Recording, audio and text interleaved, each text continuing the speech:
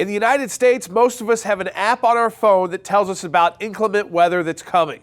In Israel, it's an app about rockets.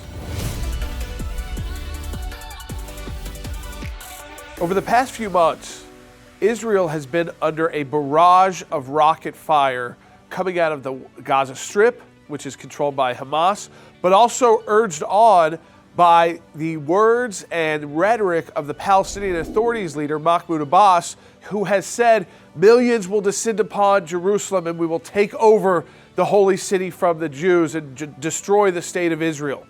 This is a reality that's not getting that much attention right now in the world. We're not focusing that much on the violence that Israelis have to deal with, the terrorism that Israelis have to deal with.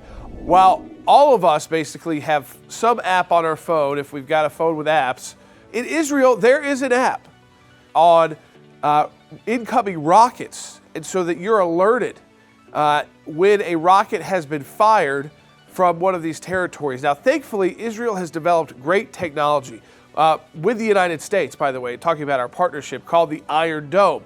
And this system can actually pick up these very small, sometimes crude, though they're getting more advanced, rockets and actually shoot them out of the sky.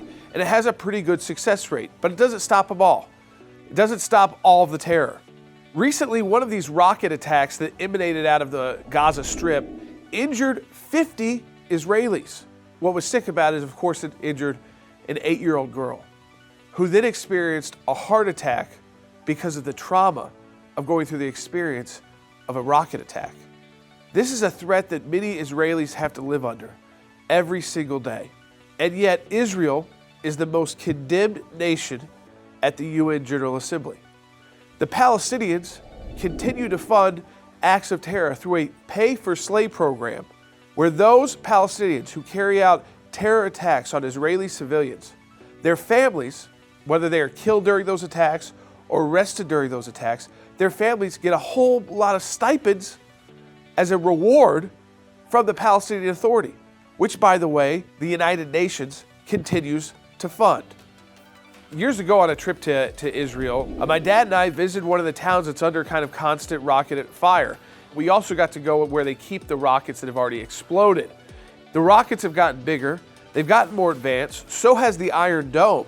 But let me tell you something, when you're facing a barrage of 400 rockets at a time, coming at you nonstop, it's a constant financial cost, as well as, of course, the most important, which is the cost of human life and the effect it can have on everyday human life. We're doing something at the ACLJ. You can sign our petition always to stand with Israel, whether it is our office in Israel, ACLJ Jerusalem, our office in Washington, D.C., fighting for Israel, or our radio broadcast where we stand with Israel and call out these anti-Semitic, anti-Israel politicians every time we need to. Stand with us by signing the petition at ACLJ.org, because if we don't stand with Israel against these rocket attacks, what's next? Let's stand with Israel. Go to ACLJ.org.